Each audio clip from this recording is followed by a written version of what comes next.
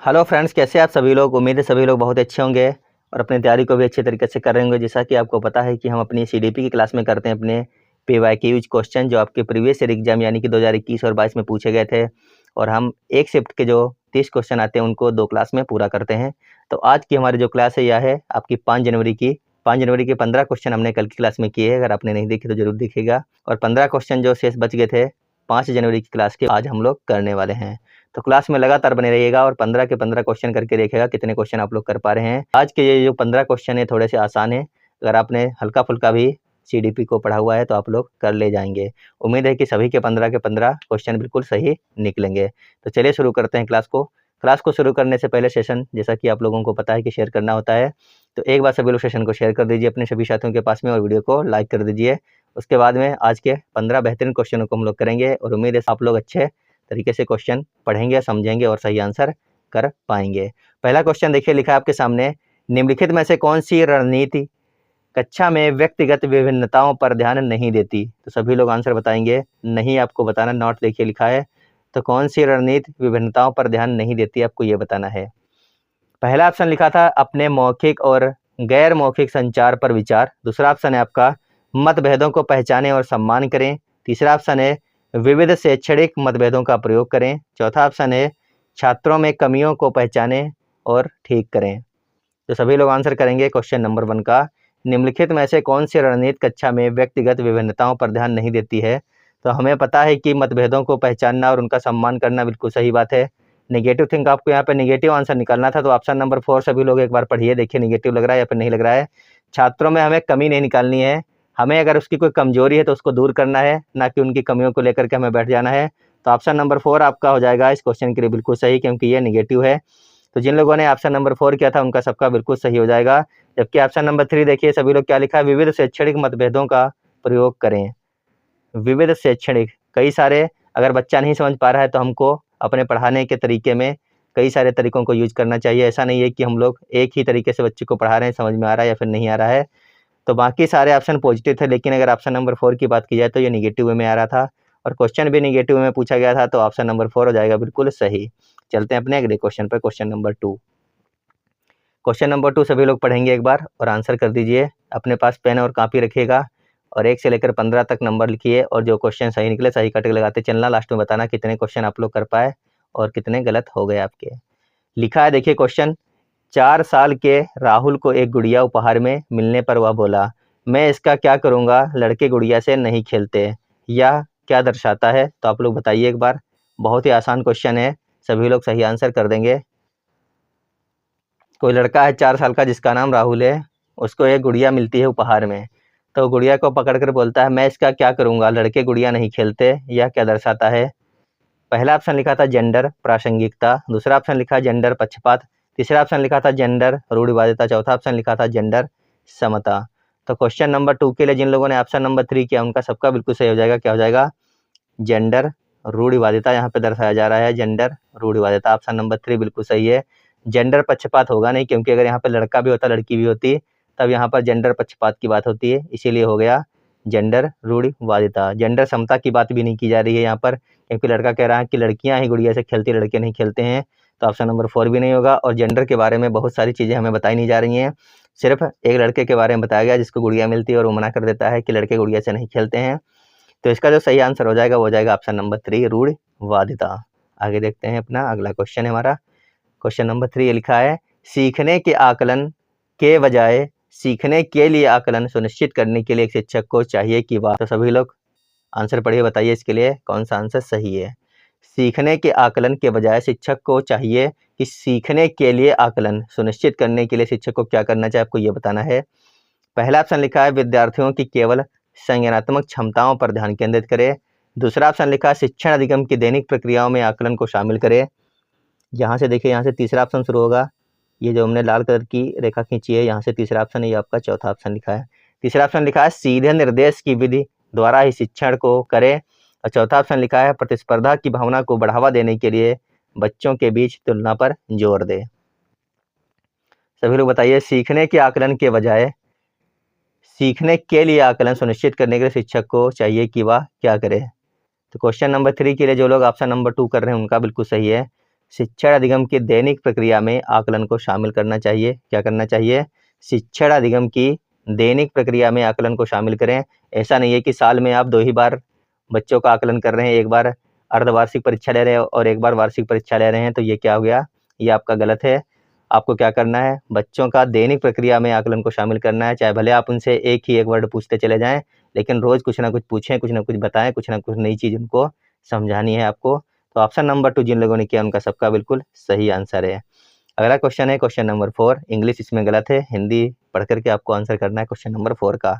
तो हिंदी में क्वेश्चन पढ़िए सभी लोग। लिखा है, किस तरह के प्रश्न पूछकर बच्चों में समालोचनात्मक सोच को बढ़ावा दिया जाता है? सभी को बताना है समालोचनात्मक सोच को किस प्रकार से बढ़ावा दिया जाता है। ऐसे कौन से क्वेश्चन पूछने चाहिए कि बच्चों के अंदर समालोचनात्मक सोच का विकास हो। पहला ऑप्शन लिखा था वन अधिकार अधिनियम किस वर्ष पारित किया गया। तो यहाँ पर बच्चे को ज़्यादा सोचना ही नहीं पड़ेगा। समालोचनात्मक सोच का मतलब होता है कि ऐसा कुछ पूछिए बच्चे को जिस पर बच्चे के मस्तिष्क पर सबसे ज़्यादा जोर पड़े या फिर बल पड़े। तो यहाँ पर क्या है, वन अधिकार अधिनियम किस वर्ष पारित किया गया, इसमें कुछ सोचना ही नहीं है। अगर उसको पता है तो बता देगा, नहीं पता तो फिर नहीं बता पाएगा। तो पहला तो होगा नहीं आपका। दूसरा देखिए क्या लिखा है, त्रिभुज के तीनों कोणों का योग कितना होता है। यहाँ पर भी कुछ नहीं, उसको सोचना है। उसके बाद लिखा था पृथ्वी के वायुमंडल के विभिन्न परतों के नाम। ये तो हो गया याद करने वाली चीज़, रटने वाली चीज़, ये भी नहीं होगा। चौथा ऑप्शन लिखा था बीजों को अंकुरण के लिए हवा की आवश्यकता होती है, सिद्ध करने के लिए एक प्रयोग की रूपरेखा तैयार कीजिए। यहाँ पर जरूर इसको सोचना है, क्योंकि उसको इस बारे में एक रूपरेखा तैयार करनी है। हर बच्चे की अलग अलग सोच रहेगी, यहाँ पर एक जैसा आंसर नहीं आएगा निकल के। जब कोई बालक सिद्ध करेगा उसको और एक प्रयोग की रूपरेखा तैयार करेगा तो इसीलिए इसका ऑप्शन नंबर 4 हो जाएगा। यहाँ पर देखा जाए तो सबसे ज़्यादा समालोचनात्मक सोच को बढ़ावा मिलेगा ऑप्शन नंबर 4 में। चलते हैं अपने अगले क्वेश्चन पर। जिन लोगों ने ऑप्शन नंबर 4 किया उनका सबका बिल्कुल सही और सटीक आंसर हो जाएगा इस क्वेश्चन के लिए। क्वेश्चन नंबर 5 है आपका, एक समावेशी व्यवस्था में कौन किसकी ज़रूरतों के अनुसार यथोचित समायोजन करता है। आंसर सभी लोग बताएंगे। एक समावेशी व्यवस्था में कौन किसकी ज़रूरतों के अनुसार यथोचित संयोजन करता है। अभिभावक स्कूल की ज़रूरत के अनुसार करता है, या फिर स्कूल छात्र की ज़रूरत के अनुसार करेगा, या फिर छात्र स्कूल की ज़रूरत के हिसाब से करेगा, या फिर छात्र शिक्षक की ज़रूरत के अनुसार करेगा। तो सभी लोग बताइए, एक समावेशी व्यवस्था में कौन किसकी ज़रूरत के अनुसार यथोचित संयोजन करता है। तो आपको पता होना चाहिए कि एक समावेशी जो कक्षा होती है वो किस प्रकार की होती है। अगर आपको पता है तो आंसर कर ले जाएंगे। यहाँ पे हो जाएगा ऑप्शन नंबर 2 बिल्कुल सही। स्कूल जो क्या करेगा, छात्र की ज़रूरत के अनुसार से अपना संयोजन करेगा। स्कूल जो होगा जहाँ पे आप पढ़ने जाते हो वो छात्रों की ज़रूरत के हिसाब से बनवाया जाएगा, और वहाँ पे जो पढ़ाई होगी किसके हिसाब से की जाएगी, छात्रों की ज़रूरत के अनुसार की जाएगी। तो ऑप्शन नंबर 2 बिल्कुल सही है। स्कूल छात्र की ज़रूरत के अनुसार समायोजन करता है। तो ऑप्शन नंबर 2 जिन लोगों ने किया था उनका सबका बिल्कुल सही है क्वेश्चन नंबर 5 के लिए। क्वेश्चन नंबर 6 है आपका, वो छात्र जिन्हें पाठ पढ़ने और लंबे अंशों को समझने में लगातार चुनौतियों का सामना करना पड़ता है। तिस्कीय धात दूसरा ऑप्शन लिखा है, गुणज वैकल्य तीसरा ऑप्शन लिखा है, पठन वैकल्य चौथा ऑप्शन लिखा है, गतिमान। सभी लोग बताइए, वे छात्र जिन्हें पाठ पढ़ने और लंबे अंशों को समझने में लगातार चुनौतियों का सामना करता है, कोई छात्र या फिर बहुत सारे छात्र, तो वहाँ पे हो जाएगा पठन वैकल्य यानी कि डिसलेक्सिया हो जाएगा। ऑप्शन नंबर 3 आपका बिल्कुल सही हो जाएगा। क्या हो जाएगा, पठन वैकल्य हो जाएगा। अगर किसी छात्र को पढ़ने में दिक्कत हो रही है तो क्या हो जाएगा, पठन वैकल्य यानी कि डिसलेक्सिया। आते हैं अपने अगले क्वेश्चन पर। अगला क्वेश्चन है क्वेश्चन नंबर 7। लिखा है, सुविधाहीन और वंचित समूह के शिक्षार्थियों को संबोधित करने के लिए एक शिक्षक को क्या करना चाहिए। सुविधाहीन का मतलब आप लोग समझ रहे हैं क्या हो जाएगा। सुविधाहीन का मतलब है कि ऐसे छात्र जो अपनी पीढ़ी के पहले विद्यार्थी हैं। एक बार क्वेश्चन हम लोग कर चुके हैं इसी प्रकार का है, थोड़ा सा चेंज है, बाकी वही क्वेश्चन है जो हम लोग किए थे थोड़े दिन पहले। तो सुविधाहीन और वंचित समूह के शिक्षार्थियों को संबोधित करने के लिए एक शिक्षक को क्या करना चाहिए। पहला ऑप्शन है, सभी छात्रों में अपनेपन की भावना को बढ़ावा देना चाहिए। दूसरा ऑप्शन लिखा है, छात्रों की कमजोरी को सबके सामने उजागर करना चाहिए। तो ऐसा कुछ नहीं करना है आपको। तीसरा ऑप्शन है, इन छात्रों को अलग संकाय में ही पढ़ना चाहिए। कहने का मतलब है कि जो छात्र विशेष हैं, जो कि सुविधाहीन जगह से आ रहे हैं जहाँ पर सुविधाएं नहीं है उनको पढ़ने पढ़वाने की, तो उनको अलग क्लास में आपको बिठा देना चाहिए, ऐसा नहीं करना आपको है। चौथा ऑप्शन लिखा है, सभी छात्रों के लिए मानकीकृत पाठ्यक्रम का प्रयोग करना चाहिए। तो ये भी नहीं आपको करना है, मानकीकृत पाठ्यक्रम का प्रयोग नहीं करना है। करना क्या है, सभी छात्रों में अपनेपन की भावना को बढ़ावा देना चाहिए। ऑप्शन नंबर 1 बिल्कुल सही है क्वेश्चन नंबर 7 के लिए। तो जिन लोगों ने इसका ऑप्शन नंबर 1 किया उनका सबका बिल्कुल सही हो जाएगा। चलते हैं अगले क्वेश्चन पर, क्वेश्चन नंबर 8। सभी लोग पढ़िए और आंसर कर दीजिए। लिखा है विविध आवश्यकताओं वाले शिक्षार्थियों वाली कक्षा में शिक्षक को निम्नलिखित के लिए विकल्प उपलब्ध नहीं करने चाहिए, आपको ये बताना है। विविध आवश्यकताओं वाले विद्यार्थियों या फिर शिक्षार्थियों वाली कक्षा में शिक्षक को निम्नलिखित के लिए विकल्प उपलब्ध नहीं करने चाहिए। पहला ऑप्शन लिखा था सामग्री का प्रस्तुतिकरण, दूसरा ऑप्शन है संचार और अभिव्यक्ति, तीसरा ऑप्शन है सूचना के दृष्टिकोण, जबकि चौथा ऑप्शन है शिक्षार्थियों के बारे में रूढ़िबद्धता। तो उसको क्या नहीं करना, आपको ये बताना है। सामग्री का प्रस्तुतिकरण जरूर करना है। अगर आप कोई चीज़ पढ़ा रहे हैं या फिर समझा रहे हैं तो आप बच्चों को दिखाएंगे तभी उनके समझ में आएगा। दूसरा ऑप्शन लिखा था संचार और अभिव्यक्ति, तो आपको संचार के माध्यम से उनको पढ़ाना है और अच्छे तरीके से पढ़ाना है, उनकी बात भी सुनना है और अपनी बात भी बतानी है। सूचना के दृष्टिकोण से अगर कोई चीज़ नहीं आई है, विद्यालय में कोई चीज़ नहीं है, कल आपके विद्यालय में अवकाश रहने वाला है या फिर आपको कल जल्दी आना है, कल से आपका स्कूल का टाइमिंग चेंज हो रहा है या फिर जो भी कुछ है, तो सूचना के दृष्टिकोण से भी ये भी इम्पोर्टेंट है। चौथा ऑप्शन है शिक्षार्थियों के बारे में रूढ़िवादिता, तो रूढ़िबद्धता जो है ये आपका गलत हो जाएगा। ऑप्शन नंबर 4 इस क्वेश्चन के लिए बिल्कुल सही है। विकल्प उपलब्ध नहीं करने चाहिए शिक्षार्थियों के बारे में रूढ़िबद्धता के लिए, तो ऑप्शन नंबर 4 देखा जाए तो बिल्कुल सही आंसर हो जाएगा क्वेश्चन नंबर 8 का। अगला क्वेश्चन है क्वेश्चन नंबर 9, दिव्यांग छात्रों की शिक्षा के संदर्भ में निम्नलिखित में से किस प्रावधान को राष्ट्रीय शिक्षा नीति 2020 द्वारा बढ़ावा नहीं दिया गया है। तो सभी लोग बताएंगे ऐसा कौन सा ऑप्शन है जो दिव्यांग छात्रों की शिक्षा के संदर्भ में निम्नलिखित में से किस प्रावधान को राष्ट्रीय शिक्षा नीति 2020 द्वारा बढ़ावा नहीं दिया गया है, कौन सा ऑप्शन सही हो जाएगा इस क्वेश्चन के लिए। पहला ऑप्शन पढ़ते हैं, लिखा है उपयुक्त इमारती ढांचा, तो ये नहीं होगा इसका, उपयुक्त इमारती ढांचे से कोई मतलब नहीं है। प्रत्येक विद्यार्थी के लिए एक शिक्षा और निजी शिक्षक, के बाद लिखा है अनिवार्य विशेष शिक्षा, ये लिखा है बढ़ावा नहीं दिया गया है, अनिवार्य विशेष शिक्षा का नहीं दिया गया। ऑप्शन नंबर 3 जो है ये सही हो जाएगा। ऑप्शन नंबर 4 नहीं होगा, उपयुक्त तकनीकी शिक्षा। ये सारे के सारे आपके बिल्कुल सही थे, जबकि ऑप्शन नंबर 4 अनिवार्य विशेष शिक्षा का मतलब हो गया कि जो लोग दिव्यांग हैं उनको अलग क्लास में पढ़ाया जाए और उनको उन बच्चों के साथ में ना रखा जाए जिनको कोई प्रॉब्लम नहीं है। तो हमारी क्लास कैसी है, आपको सदैव याद रखना है कि हमारी क्लास समावेशी क्लास है, जहाँ पर सबकी शिक्षा सबके साथ आपको देनी है, चाहे बालक दिव्यांग है, चाहे कमज़ोर है, चाहे प्रखर बुद्धि का है, चाहे जैसा भी हो, सबको एक साथ बैठाना है। तो अनिवार्य और विशेष शिक्षा के बारे में बात नहीं की गई है, तो ऑप्शन नंबर 3 हो जाएगा आपका बिल्कुल सही। जिन लोगों ने ऑप्शन नंबर 3 किया उनका बिल्कुल सही हो जाएगा। बाकी उपयुक्त इमारती ढांचा की बात की गई थी यहाँ पर, और प्रत्येक विद्यार्थी के लिए एक शिक्षा और निजी शिक्षक की बात की गई है, और उपयुक्त तकनीक की भी बात की गई है। बात नहीं की गई है वो नहीं की गई है, अनिवार्य विशेष शिक्षा की बात नहीं की गई है। तो ऑप्शन नंबर 3 इसका बिल्कुल सही हो जाएगा क्वेश्चन नंबर 9 के लिए। जिन लोगों ने ऑप्शन नंबर 3 किया उनका सबका बिल्कुल सही हो जाएगा। अगला क्वेश्चन है आपका, बच्चे किस तरह सीखते हैं, पढ़कर, सुनकर, देखकर या फिर क्रिया करके। तो बताइए इनमें से कौन से ऑप्शन सही हो जाएंगे क्वेश्चन नंबर 10 में। बहुत ही आसान पेपर आया था, सभी लोगों के सारे ऑप्शन सही भी निकलने होंगे। बच्चे किस तरीके से सीखते हैं, आपको पता है कि बच्चे पढ़ते भी हैं, सुनते भी हैं, देखते भी हैं और क्रिया भी करते हैं, यानी अपने आप भी होमवर्क करते हैं, कई सारे काम करते हैं, लिखते भी अपने आप हैं। तो पढ़ना, सुनना और देखना ये सारे के सारे कैसे हैं, पॉजिटिव वे में आएंगे। तो ऑप्शन नंबर 4 बिल्कुल सही है, बच्चे पढ़कर भी सीखते हैं, सुनकर भी, देख कर भी सीखते हैं और स्वयं कार्य करके भी सीखते हैं। तो ऑप्शन नंबर 4 जिन लोगों ने किया उनका सबका बिल्कुल सही हो जाएगा। आसान क्वेश्चन था। अपना अगला क्वेश्चन देखते हैं, क्वेश्चन नंबर 11। ये थोड़ा सा सही क्वेश्चन है, तो आंसर करने की कोशिश कीजिए कि सभी का आंसर सही निकले। कथन दिया है, यह महत्वपूर्ण है कि विद्यार्थियों को अपने स्वयं के अधिगम पर कुछ नियंत्रण करने की अनुमति दी जाए। विद्यार्थियों को अपने स्वयं के अधिगम पर कुछ नियंत्रण करने की अनुमति दी जाए। तर्क दिया है, अपने अधिगम पर नियंत्रण रखने से विद्यार्थियों को यह निर्णय लेने में मदद मिलती है कि क्या सीखना है और कैसे सीखना है। कहने का मतलब है कि आपके पास एक पुस्तक है, आप उसमें पढ़ते जा रहे हैं, आपके पास कोई सीमा नहीं है, कोई लिमिट नहीं है। तो एक शिक्षक को क्या करना है, एक विद्यार्थी के लिए अधिगम पर कुछ नियंत्रण करने की अनुमति दी जाए कि आपको भैया सिर्फ 2 महीने में 5 लेसन याद करने हैं और उनसे संबंधित जो क्वेश्चन आंसर हैं वो याद करने हैं और जो अभ्यास कार्य है वो करना है। तो इससे फ़ायदा क्या होगा, इससे फ़ायदा ये होगा, तर्क देखिए क्या दिया गया है, अपने अधिगम पर नियंत्रण रखने से विद्यार्थी को निर्णय लेने में मदद मिलती है कि क्या सीखना है और कैसे सीखना है। बिल्कुल सही बात की जा रही है कि जब विद्यार्थी के पास कोई टारगेट होगा, यानी कि नियंत्रण होगा, और टारगेट के अंतर्गत कोई कार्य करेगा, तो उसको पता होगा कि हमें कोई चीज़ सीखनी है तो किस प्रकार से सीखनी है और कैसे सीखनी है, उसके लिए मैं क्या किया जाए, किस शिक्षक के पास जाया जाए और कहाँ से ये चीज़ हमें सीखी जाए। अगर उसके पास नियंत्रण नहीं है तो वो ऐसे ही पता चले कि उसको 5 महीने में 8 ही लेसन पढ़ने थे, लेकिन उसने पढ़ डाले 100 लेसन, उसके बाद में कोई निष्कर्ष निकला नहीं, उसको याद एक लाइन भी नहीं हुई है, तो ये कैसा दिशाहीन पढ़ाई हो जाएगी।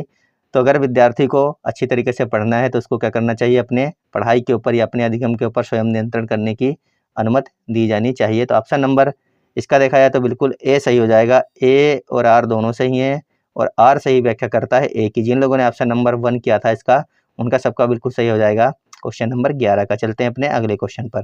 क्वेश्चन नंबर 12 है, एक शिक्षक को उन गतिविधियों को बढ़ावा देना चाहिए जो अस्पष्ट हों, सांस्कृतिक रूप से उपयुक्त हों, अत्यंत जटिल हों या फिर अर्थहीन हों। अर्थहीन का मतलब आप समझ रहे हो, क्लास में कोई चीज़ कराई जा रही है, आप उनको कुछ बता रहे हैं जिसका कोई अर्थ ही नहीं है। जटिल का मतलब ऐसा होता है कि बच्चे समझ ही नहीं पा रहे हैं, आप ऐसी कोई चीज़ उनको समझा रहे हैं। आप क्लास 3rd में गए हैं पढ़ाने के लिए और आप उनको क्लास 7 के न्यूमेरिकल्स यानी कि सवाल करवा रहे हो, तो बच्चे के समझ में नहीं आएंगे, बहुत ही जटिल हो जाएंगे। उसके बाद में लिखा है अस्पष्ट होना, आप उनको ऐसा पाठ पढ़ा रहे हो जो उनके स्पष्ट ही नहीं कर पा रहे हो, व्याख्या नहीं कर पा रहे हो, तो ये भी गलत हो गया। सही क्या हो गया, सांस्कृतिक रूप से उपयुक्त। क्या हो जाएगा, ऑप्शन नंबर 2 देखा जाए इस क्वेश्चन का, बिल्कुल सही है। सांस्कृतिक रूप से उपयुक्त, एक शिक्षक को उन गतिविधियों को बढ़ावा देना चाहिए जो सांस्कृतिक रूप से उपयुक्त हों। ऑप्शन नंबर 2 बिल्कुल सही है इस क्वेश्चन के लिए। चलते हैं अगले क्वेश्चन पर। क्वेश्चन नंबर 13 है, एक शिक्षक को ऐसी गतिविधियों की रूपरेखा तैयार करनी है जो निराशाजनक हो, अभिसारी उत्तर वाली हो, अपसारी सोच वाली हो या फिर मात्र रटन वाली हो। तो रटन वाली चीज़ों को आपको देखते ही उड़ा देना है। निराशा भी यहाँ पर काट दीजिए, ये दोनों तो बिल्कुल नहीं है। अब आप यहाँ पे फंस जाएंगे अभिसारी और अपसारी में, तो यहाँ पर आप लोग बता दीजिए क्या होगा। अगर ऑप्शन नंबर 3 देखेंगे आप लोग, अपसारी का मतलब होता है क्रिएटिव, यानी कि बच्चा नई नई चीज़ों को सोचता है, नई नई चीज़ों को करता है। तो यहाँ पे बिल्कुल सही हो जाएगा ऑप्शन नंबर 3। क्या हो जाएगा, एक शिक्षक को ऐसी गतिविधियों की रूपरेखा तैयार करनी चाहिए जो कि कैसी हों, क्रिएटिव यानी कि अपसारी सोच वाली हों, जिसमें बालक नई नई चीज़ों को सीखे, नई नई चीज़ों को करे या फिर करने की कोशिश करे। तो ऑप्शन नंबर 3 बिल्कुल सही है क्वेश्चन नंबर 13 के लिए। अगला क्वेश्चन है क्वेश्चन नंबर 14 आपका। लिखा है, समकालीन सिद्धांतकारों के अनुसार सीखना प्राथमिक रूप से एक ... गतिविधि है, यांत्रिक है, व्यवहारवादी है, निष्क्रिय फिर सामाजिक है। सभी लोग बताइए इसके लिए कौन सा ऑप्शन हो जाएगा सही। समकालीन सिद्धांतकारों के अनुसार सीखना प्राथमिक रूप से एक सामाजिक गतिविधि है। क्या हो जाएगा, सीखना क्या है, सामाजिक गतिविधि है। ऑप्शन नंबर 4 बिल्कुल सही है। जिन लोगों ने इस क्वेश्चन का ऑप्शन नंबर 4 किया था उनका सबका बिल्कुल सही हो जाएगा। सीखना कैसी है, सामाजिक गतिविधि के अंतर्गत आएगा। क्वेश्चन नंबर 14 के लिए ऑप्शन नंबर 4 बिल्कुल सही और सटीक आंसर है, सामाजिक। अगला और अंतिम क्वेश्चन है आपका कथन और कारण वाला, तो सभी लोग आंसर करेंगे, आराम से पढ़िए। लिखा है, एक शिक्षक को छात्रों के बीच समस्या समाधान रणनीतियों के विकास की सुविधा प्रदान करनी चाहिए। कारण लिखा है, समस्या समाधान की रणनीतियाँ अधिगम में सुधार करती हैं और समालोचनात्मक चिंतन को बढ़ाती हैं। समालोचनात्मक चिंतन का मतलब आप लोग समझते हैं कि ज़्यादा सोचने वाली चीज़ें। समस्या समाधान की जो रणनीति होती है, अगर बच्चों को आप उनको बताएंगे कि भैया अगर आपके जीवन में कोई समस्या आ गई है तो आप उससे कैसे बाहर निकलोगे और आपको क्या सोचना है, तो उससे क्या होगा, उनकी सोच बढ़ेगी। और जहाँ पे सोच बढ़ती है वहाँ पर समालोचनात्मक सोच का विकास होता है या फिर उसमें बढ़ावा मिलता है बच्चों को। तो कहने का मतलब हो गया कि ऑप्शन नंबर ए इसका सही हो जाएगा। ए और आर दोनों सही हैं, आर सही व्याख्या करता है ए की। तो ऑप्शन नंबर 1 जिन लोगों ने किया है क्वेश्चन नंबर 15 के लिए, उनका सबका बिल्कुल सही है। अगर आपको इसकी PDF चाहिए क्लास की, तो आपको पता है क्या करना है, मास्टर सड्डा लर्निंग ऐप डाउनलोड करना है गूगल प्ले स्टोर से। उसके बाद में आपको यहाँ पर हमारी क्लास की PDF, और आपको अगर हमारे नोट्स चाहिए, EVS के नोट्स हैं, सामाजिक विज्ञान के और हिंदी के बेहतरीन नोट्स हैं जो आपको मात्र 100 रुपये की कीमत में उपलब्ध हैं। और आपको वहाँ पर प्रीवियस ईयर के पेपर भी मिलेंगे और आपको NCERTs मिलने वाली हैं क्लास 3rd से लेकर के क्लास 8 तक की। ऐप का नाम है मास्टर सड्डा लर्निंग ऐप। तो सभी लोग डाउनलोड कीजिए वहाँ पर और आराम से अपनी पढ़ाई कीजिए। चलिए मिलते हैं आपको अगली क्लास में। तो आप लोग बताइएगा जरूर आज की क्लास से आपके कितने क्वेश्चन सही निकले। उम्मीद है सभी के 13 या फिर 14 क्वेश्चन सही जरूर निकलेंगे, क्योंकि ज़्यादा कठिन क्वेश्चन थे नहीं आज की शिफ्ट में। तो बताइएगा कि आप लोग कितने क्वेश्चन सही कर पाए, कितने गलत हो गए आपके। धन्यवाद, बाय बाय।